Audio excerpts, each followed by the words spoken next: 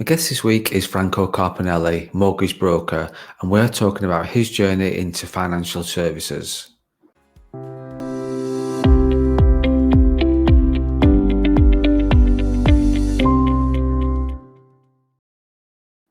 Welcome to the Mortgage Broker broadcast with me, Craig Skelton. Join me every week while we're developing your knowledge to help you build a successful mortgage broker business. So following on from a previous podcast and what I do day in, day out, I speak to quite a few people who are either looking to get into mortgage advising, mortgage broking, or ones who are experienced already. So existing mortgage advisors, mortgage brokers who happen to be employed and are looking to get into self-employed world. So I thought I would invite onto the podcast a few people who have experienced that journey recently to share their story. So this week's guest is Franco Carpinelli, mortgage broker, and we're discussing why Franco wanted to become a mortgage broker, how has he found the career change, and what has it been his biggest challenges or challenge to date. Cool. So welcome to the podcast, Franco. How are you? Hi, Craig. I'm really good, thanks. Yes, feeling good on a Monday morning, so no complaints here. So the idea of the podcast, like I say, is just for you to explain your journey, your background, why you wanted to get into mortgage broking, how you found that so far, what's been your biggest challenge or challenges, and just really to hear from you, your first-hand experience of the whole mortgage broking world. So first of all, do you want to just give us a bit of background about Franco? Who is Franco? What your background was before you got into mortgage advising? Yeah, of course. Yes. So I worked in a family business from being about 21, and it was a food and wine import and distribution business. So we supplied restaurants, bars, hotels with food and wine and things of that nature. Right. I felt different to mortgage advising then. Slightly different to mortgage advising. Different, full business to business sales environment. And I stopped enjoying it about 5 years ago. And we had a chat with the family, and my parents were about retirement age. So I said, look, let's just sell the business. You retire, I'll take, my portion and I'll go off and do something else. Now, strangely enough, I've always been one of them people who enjoys, I always like numbers. I always like solving problems. And I always enjoy, I never bothered me remortgaging and all these type of things that people find very stressful in life, which it's a big daunting thing. And me and my wife enjoyed moving house quite frequently. We've only been married about 10 years, and I think we're on our 5th house now. So wow. It just felt like the natural place for me to go. I didn't want to employ anybody anymore. I didn't want to employ staff. I wanted to do something that would rest totally on my shoulders, and if I performed well, I could make a good living out of it. Financial services just ticked every box on paper for what I was looking for. Friend of mine encouraged me along who's in a very similar industry, said, oh, you'll love it, and the only thing I was scared of is I thought, I don't really want to be involved in sales again. And this person stressed to us, he said, look, you're not a salesperson in financial services. You're not.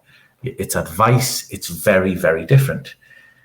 So long story short, I went and did my Cemap while I was still working. And passed the Cemap. I also got my equity release qualification at the same time while everything was fresh. So I got all my qualifications in one shot.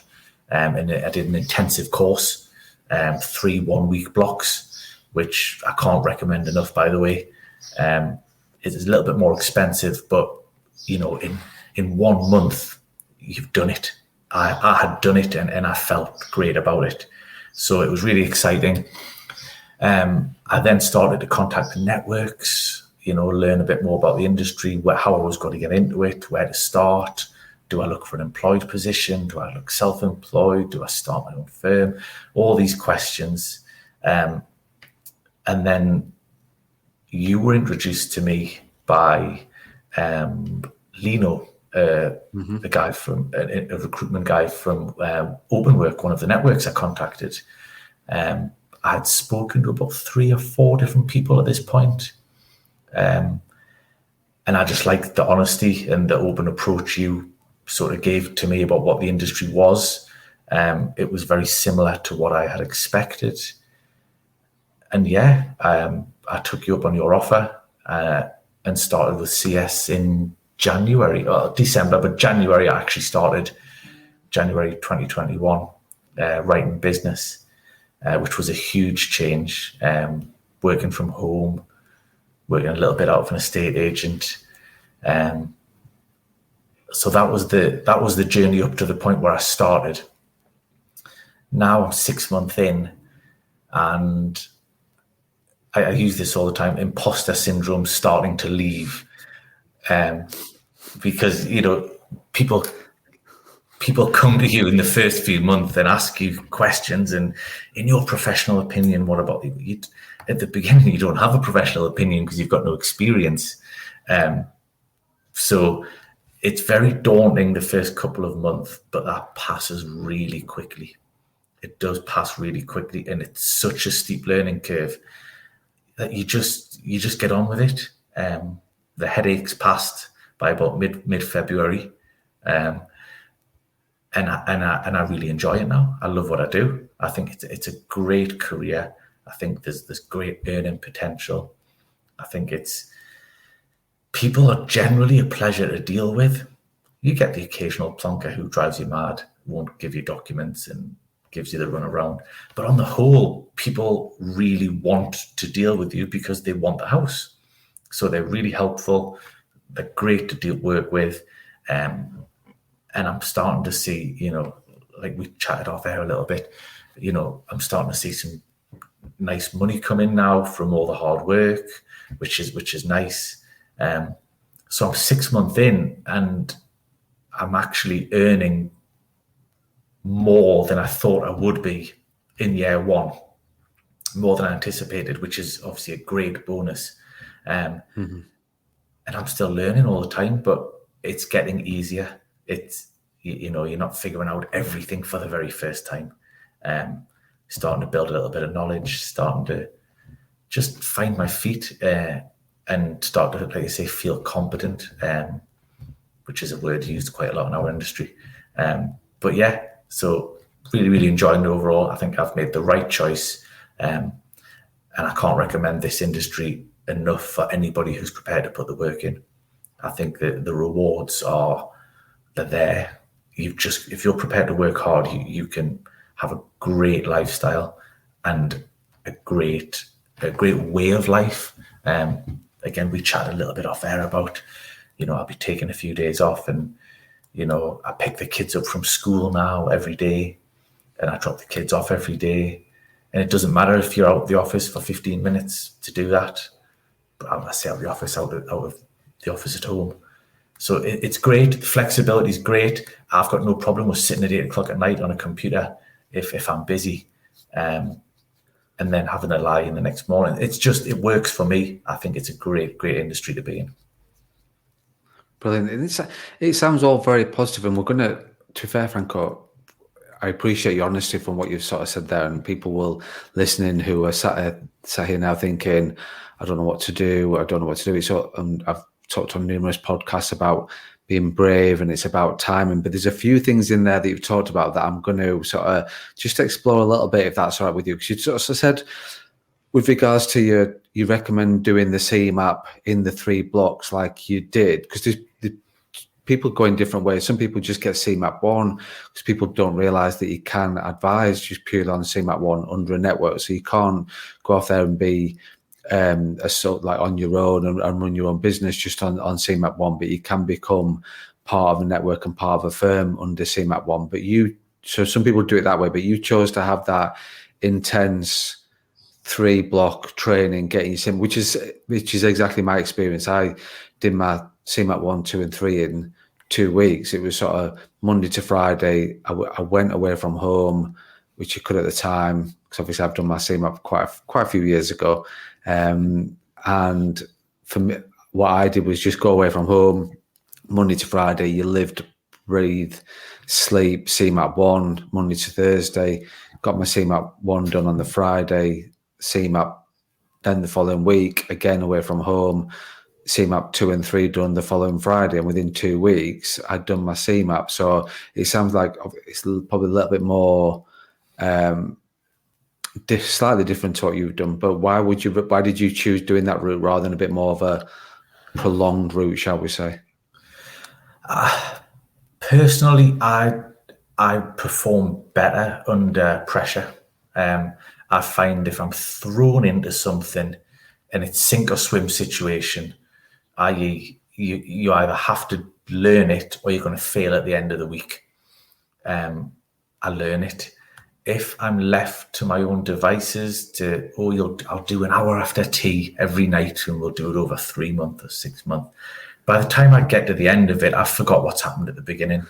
It just doesn't work for my particular style of learning or my character. I prefer to be thrown in the deep end where you've got no choice, just get on with it. I personally think that's the best approach, in my opinion. It just works. And also, when you're doing CMAP 1 especially, it's there's one part of it, I can't remember which one, is very legislation heavy. And it really is quite boring with this one particular section. It's very boring. But if you get that bit done, it helps you with CMAP 2 and 3, and it also helps a little bit with equity release because it's all fresh in your brain.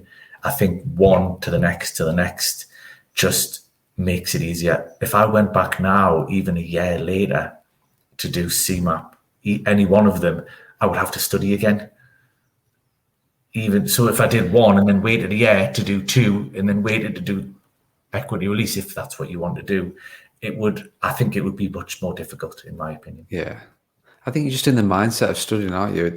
I was talking to somebody who she passed the CMAP 1, 2, and she was looking to do a CMAP 3, but she unfortunately missed out on the CMAP 3 and didn't get it. And she sort of said to me, "What do you think I should do? Do I go advising now, or should I knuckle down and get my CMAP 3 done and out of the way and take the reset?" And I said, "Get the reset done because you're in that frame of mind to get your exams. You're in the frame of mind of testing, studying, and those sorts of things, rather than the advising mind." So, which is very different. So, you agree with me, and I agree with you to that extent that while you're in that frame of mind, just get it done, just get that box ticked, shall we say? Yeah, 100%. I think just commit 100% and get it done. Get that bit out of the way, because when you start advising, you've got a whole new set of skills to learn. And you don't really want to be having to go back, in my opinion. Again, one thing at a time, get that done, start advising, then you've got a new set of skills to learn them and try to perfect, the wrong word, but try to get better at them. Yeah. And I totally agree with you. One thing that you also sort of spoke about in there a little bit, which is I'm quite keen to, there's a couple of bits. One was about your responsibility. So you take ownership and responsibility for what you do and your day-to-day life, and you're very much about ownership and responsibility from that point of view. But imposter syndrome is something that comes up quite often, especially when you're looking at changing career. It comes up quite a lot from a mortgage advisor point of view, and a few advisors I talk to speak about this. So how, if you don't mind sharing, Franco, how do you sort of deal with imposter syndrome? Where was you at when you sort of realization that imposter syndrome was actually a thing, and how did you deal with that to then move forward? Because you've clearly not let it grab hold of you and change the way that you do things and come out the other side. So if you don't mind sharing with us just about that kind of thought process and what was going on in your head. Yeah, of course. Well, I was sort of lucky and unlucky in a way, because I started right in the middle of a global pandemic. So I didn't have any experience, but the banking sector, from what I was told by everybody, was up in the air. They said, look, Franco, this is not how it normally is. Normally, advisors with experience know exactly the criteria within reason, obviously, of all the lenders or the main lenders, where everything had been thrown up in the air. Everything was just on the table. Nobody knew what was going on from one lender to the next. So it almost leveled the playing field a little bit for me. I took a sort of a positive from a negative, where whatever I did, I was going to have to research it from start to finish anyway. So it almost leveled the playing field for me against all the other advisors who had more experience, because they were having to research more than they would have previously, because criteria was changing. Everything was changing. So I use this analogy all the time of it. It's a bit like being in front of a customer is not too bad, because it's the duck swimming across the pond. The duck on top of the water looks dead calm, and then underneath, its little feet are going 100 miles an hour for it to go along. So as long as you can be the duck and look nice and calm on the top and say to the client, I'm just going to go and research that and double check that criteria because things are changing. So I had that excuse, and it's a bad word to use, excuse, that bit of, I had that to fall on. I said, because criteria is changing so much, which it was the truth. I wasn't lying to the client in any way, shape or form. But I had that to fall back on in my first few months. With almost any question I was met with, I didn't know the answer to. So that's how I got around it. And then after a little while, I did start knowing the answers. And now I know more of the answers. And in another 6 months, I'll know more again. So for me, that was a bit of a godsend, albeit I did find the first couple of months especially very tiring. The amount of research you do on everything is quite extreme. But yeah, so that was how I managed to get around it. And now but the imposter syndrome's gone. I know what questions to ask to the clients. I know within reason what every lender's going to request in terms of documentation. I know within reason the limits I can push to in terms of loan to values and affordability, and it becomes easier. So yeah, that's starting to pass now. I don't know if it'll ever pass 100%, because I don't think in this trade you'll ever know everything. I don't think anybody will ever know everything, but I think it's starting to feel more natural, and I'm starting to enjoy it more, and I'm less tired. I'm not exhausted like I was the first couple of months. I finished work and I'm fine now. But yeah, I was very tired the first month or two. And that might just be my nature. I might just put a bit much pressure on myself. I don't know. But yeah, it was quite tiring. But now it's good. I think it's good to hear what you said about, because I use this with people looking to get into mortgage advising, is that you can't know everything in this job. You cannot know everything. It's physically impossible to know everything. So if you're a kind of person that is used to having that stability and knowing everything about your job, know what today's going to look like, tomorrow's going to look like, and know everything about it, know the answer to every question. And if that's very important to you, don't become a mortgage advisor, because there are two types of people in this world. And I'm looking at this a little bit more, that there's people that like certainty and there's people that like uncertainty. And if you like uncertainty, you're more likely to become a successful mortgage advisor, mortgage broker, because the world of mortgage advising, mortgage broking doesn't give you much certainty, does it really? Is that fair to say? Oh, definitely. Yeah, it's. I've mentioned this to you before. It's also feast or famine. You know, you can go from literally back-to-back appointments for 2 days straight, and where you're like, I'm just never going to get through this workload, and then you might not get another phone call for 2, 3 days, 4 days. So, yeah, you have to be able to, manage people's expectations and manage your own realistic approach to what you can and can't do.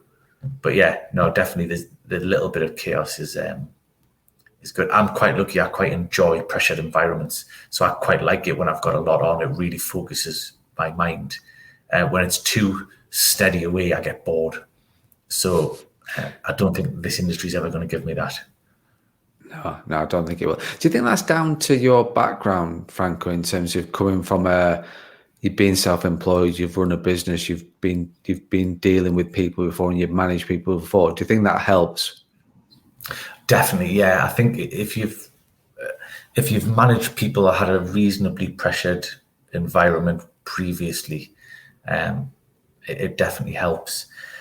I think for me, going self-employed was never an issue. I've never, working for myself for a long time, you understand that if you're not busy, there's no money there to pay the wages.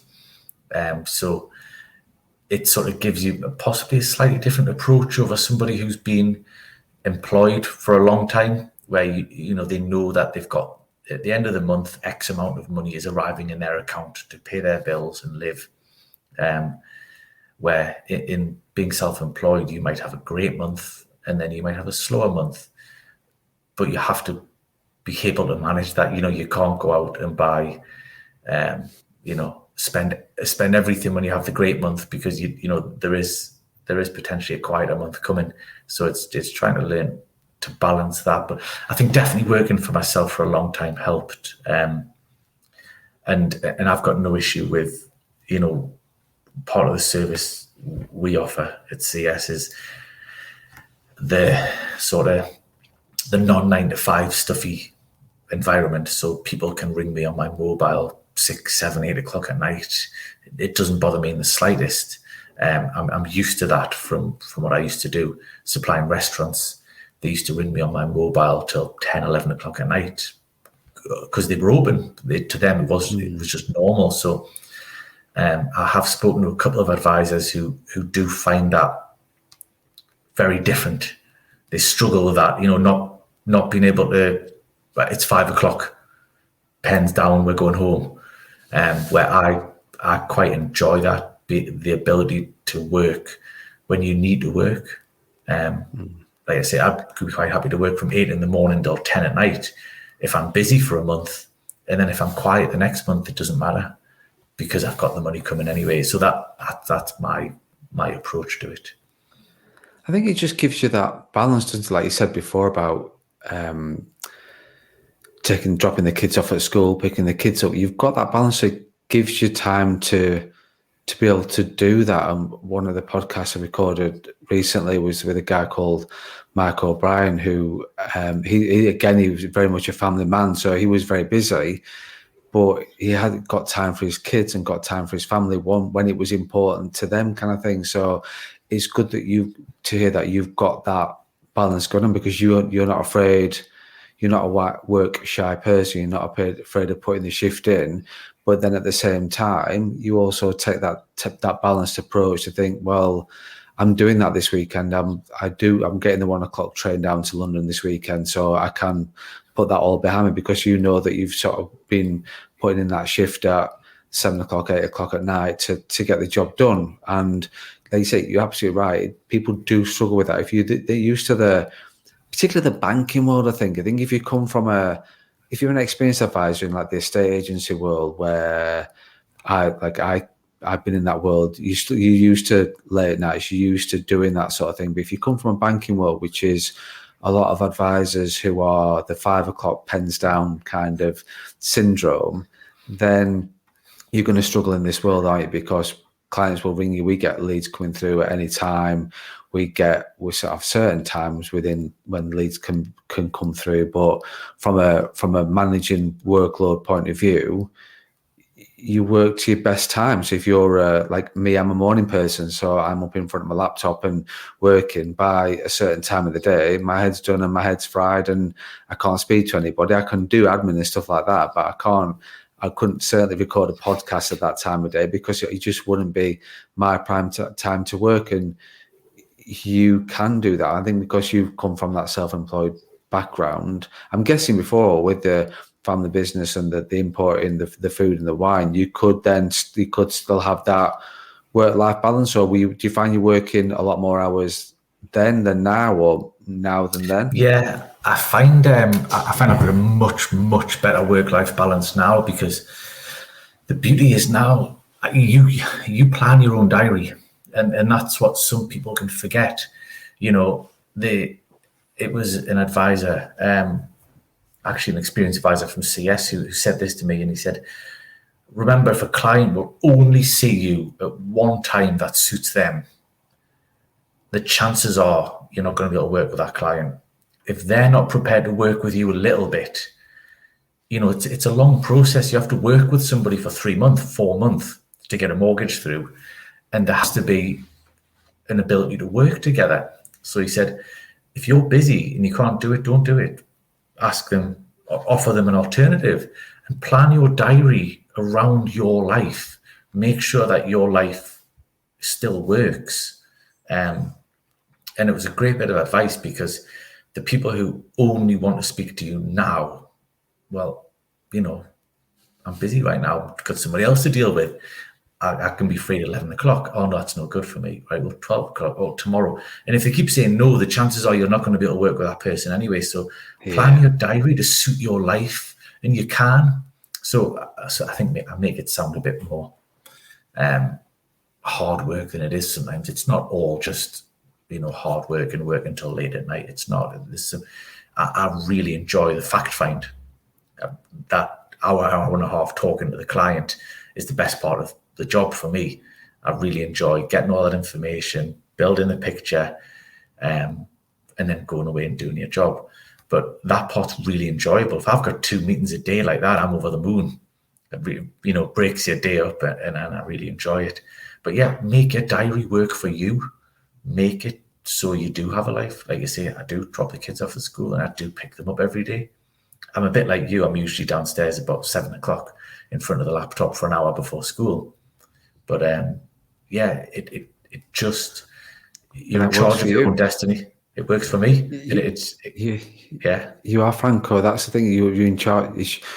I think advisors, particularly new into it, a lot of the advisors forget that it's their diary. And I think the problem is when you come from the corporate banking or any other large corporate and you've been an employee, you're used to the diary running your life, whereas you can, but now you're in charge of your own diary. So if you do want to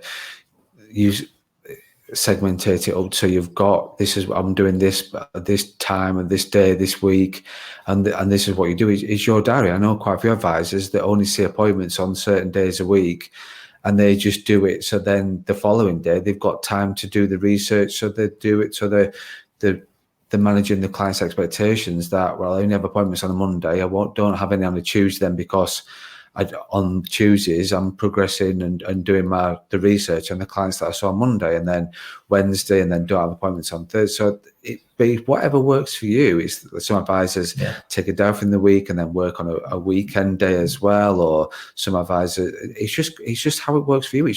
But like I say, it's your diary, nobody else's. You make it work how you make it work. Definitely, yeah, and I'm starting to get better at that. The longer it goes on, you sort of, you know, you also know how long it takes. You know, you'll know by the fact find, okay, this could take me half a day to research to try and find a mortgage for this one, because it's going to be a bit tricky. This could take me a full day. This could take me a day and a half. So quite often I'll turn every messaging system and put my mobile on silent and have half a day. Just, I'll turn email off, I'll turn WhatsApp off, I'll turn Teams off, and I'll just sit in silence to get me head into something. Otherwise, it will just keep beeping at me all day long. So yeah, but you can do that. You know, you can do that. Yeah, definitely. And so, in fairness, Franco, it sounds very positive that you've dealt with the changing career, obviously helped by your background, and we understand why you wanted to become a mortgage broker. But what would you say has been the biggest challenge that's hit you so far?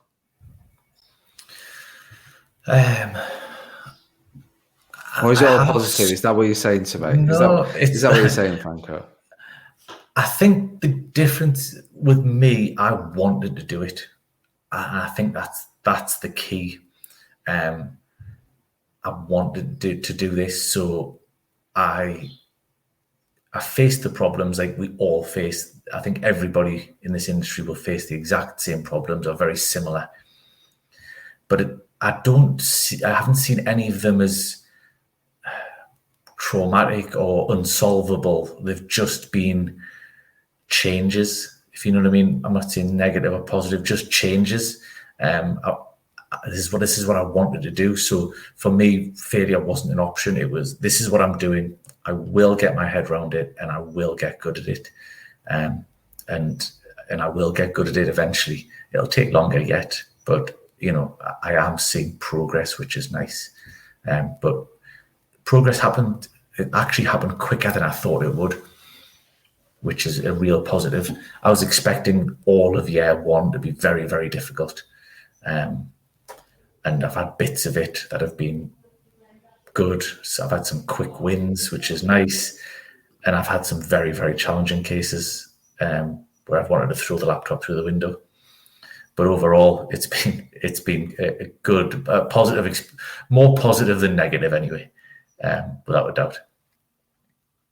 I think we all have that experience of wanting to throw the laptop or the phone or the iPad or whatever you want to call it out the window. I think we will always have that. And you'll continue to have that, Franco. You'll continue to have those moments, shall we say, moments. So anything else we've not picked? Go on, sorry. Yeah, sorry. One thing we haven't talked about. I'll be really quick because I know the one thing that I did struggle with more of it than anything was protection. It's something I knew the least about before I started. So the mortgages side, because I've bought and sold quite a few houses, I had a much better understanding of them before I even started. Protection is something that I've had to put a lot of effort into to understand more and research more. And now I'm starting to feel very good about protection and really understand the benefits of it and where it's best placed for the right person at the right time. But yeah, that's something that I had to work a bit harder on. Right, okay. No, and I appreciate your honesty with that, Franco, because that's a very good point, that the Cemap will talk about protection a little bit, but it doesn't really go into the legislation and the advice part of it to a certain extent. And protection is always that one gap, because the thing is with protection is the customers have got to have the mortgage. If they want that home, they've got to have that mortgage. So there's no, like you say, it's all about the advice and recommendation. And what can sometimes happen is customers can see then with regards to the protection that it's very much well, I don't need to have that.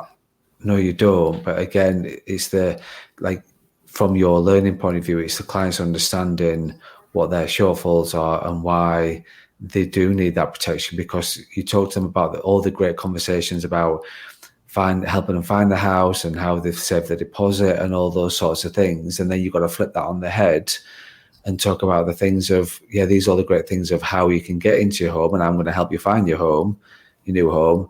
I need to flip that on the head now and talk about the ways that you can lose that home and lose what you deposit, what you've saved up. So that does take a certain time and certain knowledge. And again, it's all about advice and recommendation. There's no sales within that process. It's just about an advice and recommendation, isn't it? So it is, yeah. And that's the beauty.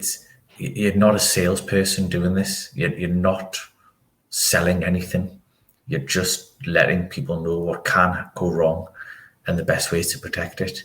And if they can't see the value in that, well, that's their choice, As long as I've done my job and advised them on the best ways they can protect themselves and what can go wrong, then I feel comfortable knowing I've done the best.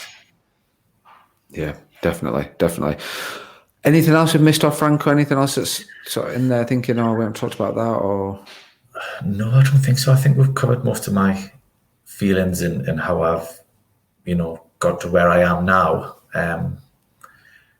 So yeah, let's just hope next time we speak, I'll have even less imposter syndrome. I'm sure you will. But I think it's great to hear your journey. It's great to hear your mindset and the honesty that you've shared with everybody who is thinking about becoming a broker or thinking about becoming an advisor and even sort of contemplating getting into this world. It sounds there's a lot of good things about it. There's a lot of things as well to consider, and a lot of bad things about it in terms of, probably bad things are not the right word, but to deal with the roller coaster like you have. But you just welcome those things with open arms, and you just have to get on with it and deal with it. Like you say, you've learned with the imposter syndrome, you understand it's hard. You understand that there's the hard work, balancing your diary and all those sorts of things, but you're getting the reward from it, which is why you did it in the first place. 100%. But, I think if you're going to go self-employed in anything, you're going to face the same types of challenges, whatever you do. So just make sure it's something you want to do. If you want to do it, you'll overcome the challenges without, you will. It's just determination. If you want to do it, you will do it, no problem at all. Yeah, definitely. But don't go into anything. I just don't think go into anything half-hearted. Go into it fully committed, and you'll be surprised at how quick you start to feel good about your choices. That's how I felt anyway. Franco, we're going to end on that point because that's a really good sort of end, a good comment to finish on. So thanks very much for your time. Really appreciate your openness, honesty, and the time you've taken and to share your journey and experiences and hear all about your mindset and where you've come. So thank you very much, mate. I really do appreciate that. Thank you very much. It's been a pleasure. Are you an experienced mortgage advisor who is looking to go alone and set up your own firm? Is owning your own brand and business important to you? Do you keep putting off the decision because you just don't know where to start? Let me explain the My Brand, My Way program. This is aimed at experienced advisors who are looking to go alone and set up their own brand and business. So what does the My Brand, My Way program offer? First of all, you still receive the rates you would as if you went direct to a network, and these also improve as you grow.